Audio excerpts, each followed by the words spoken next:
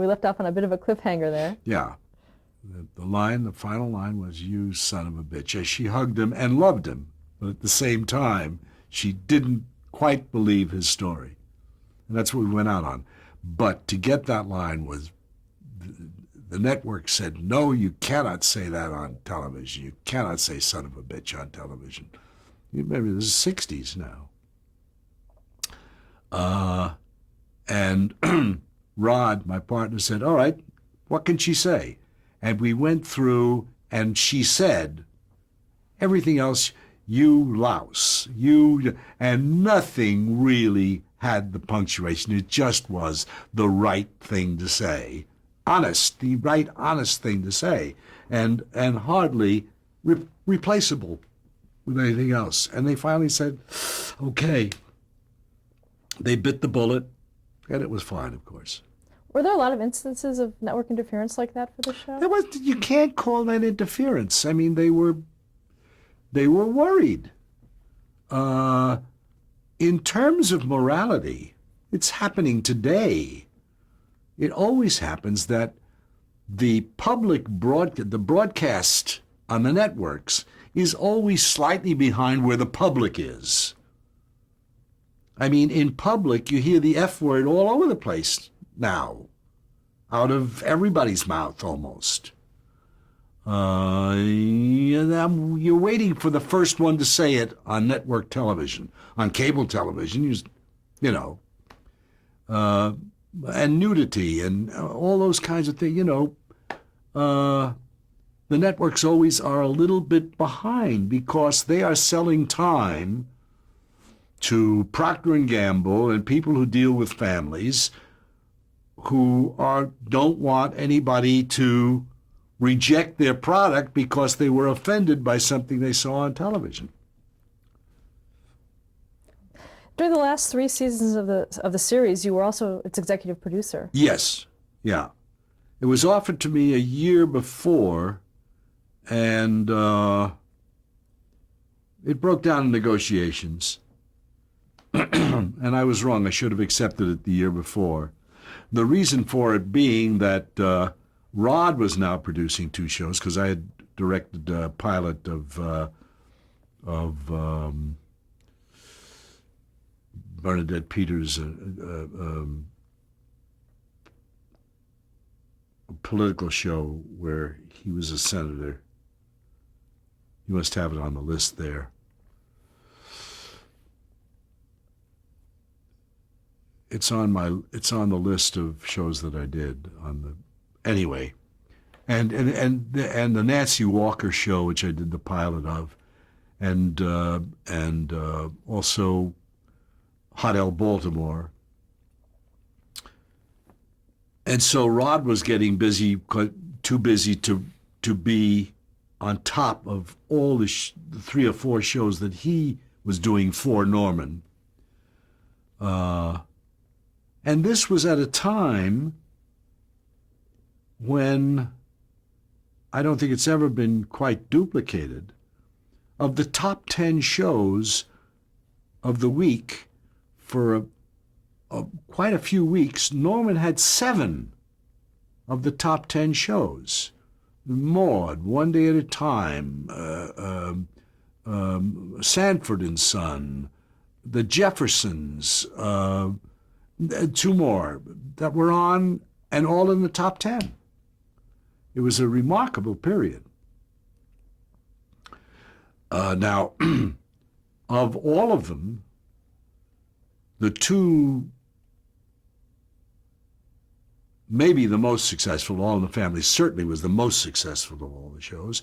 Maude was equal to almost any other show successfully, but Maude and All in the Family don't get repeated much on television because they were very topical.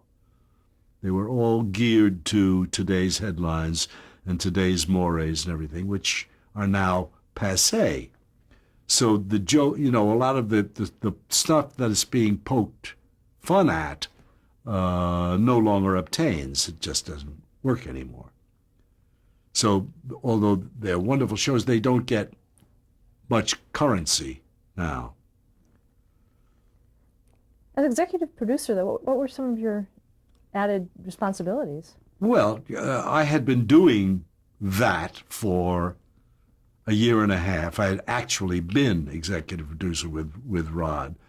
It just entailed more duties, script-wise, casting-wise, budget-wise, than just directing.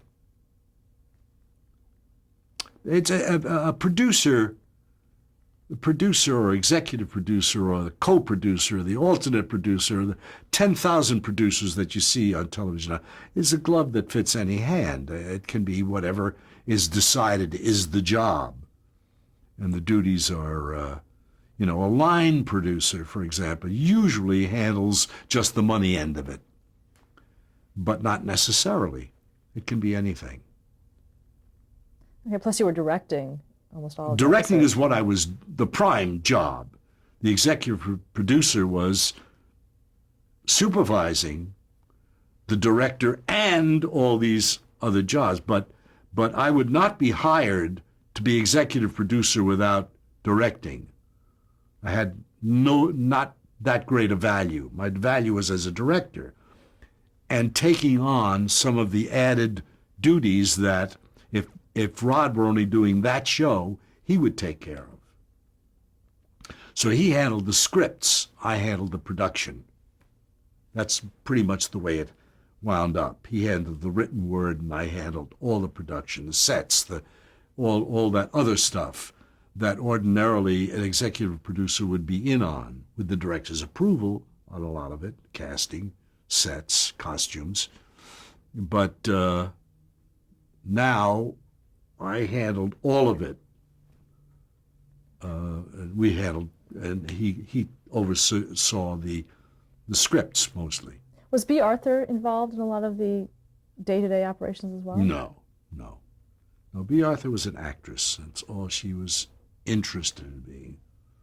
Although, there were times when she'd hear an idea for a script that was, that hadn't been written yet, and a story. Because Norman and Rod were very good about anything that had some controversy rather than just an ordinary way of running it by B to find out if she was comfortable with it. When she'd hear a story, sometimes she'd have an actress in mind or an actor in mind that she thought would be great if we could get them to play that particular part. But that's as close as far as B ever got. B didn't want to be involved in that. Why did the show go off the air? It ended its life.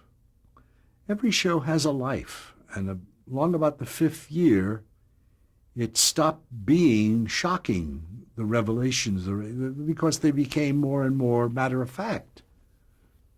Abortion, homosexuality, all the various topics that we broke ground on, not broke ground on, but gave them public face and made fun of them and of the shibboleths, the fear of them, that was breaking ground. When it became Pass the Salt, please, it stopped being that. It was hard to find new things for this character to do, and it's true of any show you see. It just lives its life. It has a finite life. They tried in the last season to move her to Washington and make her congressman, and the shows were good. It just was not the Maude that people were used to and were sated with. It's true of every show that's ever been on television, almost every show. I mean, there are freak shows. There are shows like Gunsmoke, which lasted, 20 years or something, because it's a cowboy show, and it's a genre that, Law and Order, for instance, can go on forever. As long as those people are alive, they can do shows because it's a mystery show. It's a whodunit. It's cops and robbers, and there are certain genres that go on. But you get tired of every family, no matter how good they are. And you get tired of every relationship, no matter how good it is. Let's talk about some other of the Lear shows that you worked on during that time. You did a couple of episodes of Sanford and Son. You directed 2 episodes. Yes, Red Fox was having a contract dispute with Norman Lear, and they needed a director to come in to do a couple of episodes, and Norman and Bud York had asked me if I would do them, and I was delighted to do them, especially since I didn't have to work with Red, who at that time was causing all kinds of problems. He didn't want to say the words. He didn't like the scripts. And that all became because of his the contractual differences with Norman. So most of the work was with Demond Worked with Wilson? Demond and the rest of the cast, and Aaron Rubin, who was the executive producer and the head writer and executive producer, who was a delightful man and was one of the comedy giants of it goes way back to Phil Silvers and many radio shows and worked for Norman and did that one. He also was the originator of Gomer Pyle and lots of things. And he was an old friend, and so that was fun to do the 2 shows with him. But it was, in a sense, a mechanical exercise. It was a job to do, that's all. In 1975, you directed a pilot for One Day at a Time. Yes. How did that come about for you? Well, they had, Norman had made the pilot with a director that he had never done television, had a theater background, may have done some television, but very little. And with Norman believed in the talent and allowed this person to full rein to take the script and do it. And as it was told to me later on, Norman would, after read the script and timed it and saw it needed fixes and made the fixes, would go away and let, as I mentioned before, let the director and the actors do the show. And he gave them 2 weeks, which is a long time to do a half-hour show, the pilot. And it was related to me later on that the director had said, okay, we've read the script now, we know the situation, we know who our characters are, let's just ad-lib and see what we can come up with. And they started adding dialogue and adding scenes and adding different things to the script. And by the time it was time to show it to Norman and the writers, it ran something like 45 to 50 minutes. And you only had 26 minutes, I think. The rest was commercial time and everything else. You had 26 minutes, and this was already running 46, 48 minutes. And a lot of it just no good. And so they just put it in the icebox. And Norman went back to the original script and came to me when Maude finished, and we were going on hiatus before hiatus started, and said, can you do this for me? Can you do this? And I said, I'd be delighted. I read the script, and it was a funny, good script. And they wanted to recast the daughter, the younger girl. Valerie Bertinelli? Valerie. Well, there was nobody then, and so sat in auditions for that part. And we cast Valerie in the part. There'd been somebody else, or I think there was only one daughter to begin with. Something like that in the original script, in the first script. So we cast Valerie, and that part was written, and in the script I read, the part had been written in. And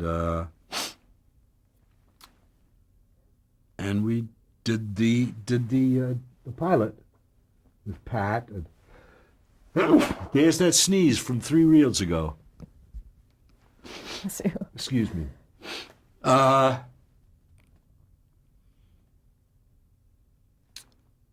And so we did it, and the network saw it and loved it and bought it. And I don't know if I did any episodes of that or not. I'm not sure. Did you work on any other Norman Lear produced shows? Sure, we did the Nancy Walker Show, which was on the air for one 13-week cycle, I think, and then was canceled. She had another show she wanted to do, which was a failure also. Nancy was big talent, very funny lady. You're talking about Nancy Walker. Yeah, Nancy Walker was a huge talent, a theater person and a film person, and just a great comedian. So I did that show. I did the pilot of that show, and I think I may have done a couple of episodes of it before resuming my other chores with Norman. I did the pilot of Hot L Baltimore.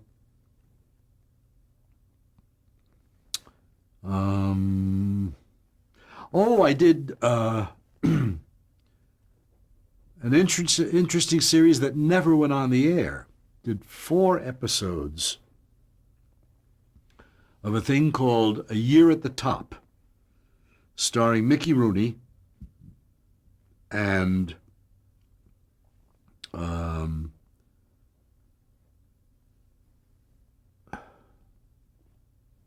gosh, I'm so bad with names. Who is the star of MASH? Alan Alda? Robert Alda, Alan Alda's father. I have to make the connections. And Vivian Blaine, who had not worked together since they starred on Broadway in Guys and Dolls, the original production. And it was about these old-timers who had never really made it big, and they make a pact with Mickey Rooney, the devil, who is the devil, to have a year at the top. And he transforms them into a young rock group, and they are a huge hit, with Mickey as pulling the strings. Mickey was terrific. And but there was something about the show, it just didn't work. And one of the 3 musicians they turned the older people into was Paul from CBS the nighttime show, Dave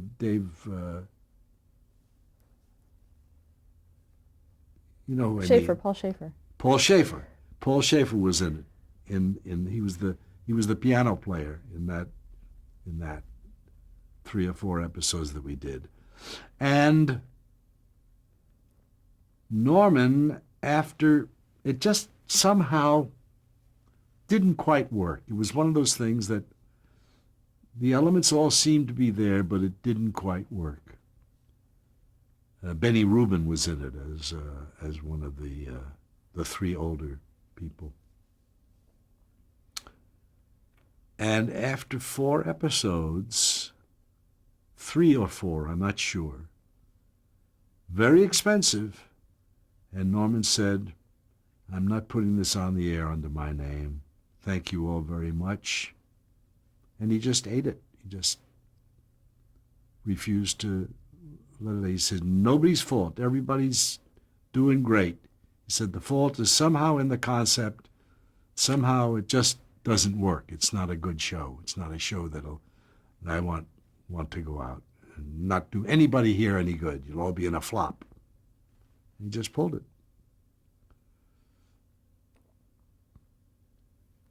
In 1979, you directed 2 episodes of Free Country. Yes, for Rob Reiner. I did the pilot and another episode. The first episode was the pilot. And the second episode was the second show. And it was fascinating because it was this old man played by Rob who had come over from the old country to Ellis Island in the 90s, 1890s. You say 90s now, and they think you mean 1990s. 1890s, and to the turn of the century, around that time. And it started a family, and sent for his bride that he had married in the old country, but didn't have enough money to take her with him to New York, to America, and brought her over, and their life, and it was a flashback to their lives, but every episode was introduced by this old man. And Carl, when he saw Rob in the makeup, said, "Oh my God, that's my dad. That's your grandfather." He said he looked just like Carl Reiner's dad, Rob Reiner's grandfather. And it was fascinating. I devised the opening, which showed pictures of that you have seen in sepia tone of the people on the boat at Ellis Island and the Lower East Side of New York, where the Jewish immigrants came. And we used that. The opening was Rob telling about what happened at a given time when he first arrived in the country. And we dissolved to the opening, which were these pictures with the titles and the credits. And then as it got to the place where the episode started, we dissolved from the sepia tone to the color as the scene started, so that you were now in real action. And Rob played the young man. And the young man, and in one episode, Carl played his father, the young man's father, which was, which had been the great-grandfather of the character of the show. Anyway, we had one episode like that, one of the two episodes, second episode, I guess it was. And that was a lot of fun to do. ABC, I think, bought it. Or commissioned it and Rob that. And it was the first thing that Rob had authored and produced that he did, and asked me to direct it. There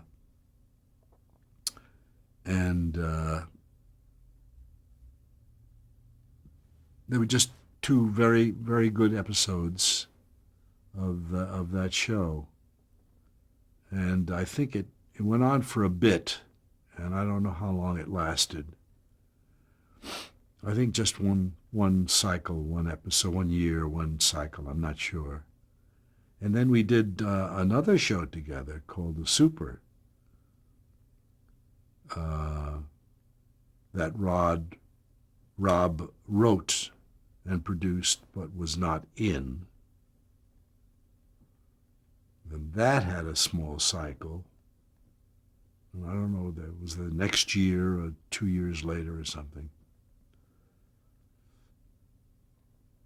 And then, of course, later on I did a movie of the week with Rob that Rob wrote and produced and starred in, and I directed, called $1 Million Infield, in which he had all his gang from, Chris and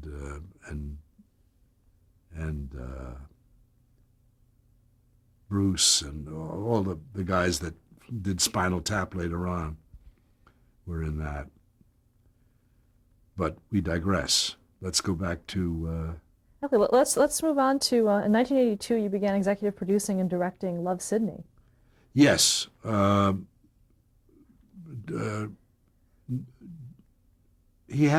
Tony had this commitment to do the show from NBC, The pilot had been made. I forget who directed it. And he asked me to do the series. And he agreed to do it. It was owned by Warner Brothers. And Tony agreed to do it only if half the time could be spent in New York. So we did the first 12 of the 24 episodes in Manhattan. It was an NBC show, but we did it in the CBS studios in New York. And then the second half of the season we did at the Warner Brothers lot out here in California. And Swoosie Kurtz was the co-star. Wonderful, wonderful actress. And I had the marvelous pleasure of not only doing all the episodes, but of meeting and directing Helen Hayes, who did an episode for us. Many other wonderful actors, but I remember her specifically because she was such a great lady and told wonderful stories, theatrical stories, which I doted on. And I told her during the week, which was true, that I had an aunt, my mother's sister, when she was young, and Helen Hayes was young in the films, in the movies, looked exactly like Helen Hayes. So I said, Helen, I had an aunt who, when you were a young woman in films, she looked exactly like you. And Helen said, oh, poor thing. Which was so sweet of her. It was her kind of humor. Poor thing. What was the premise of Love, Sidney? Well, Love's- actually, you know what? We're about to change the tape, so when we hold that. Oh, okay.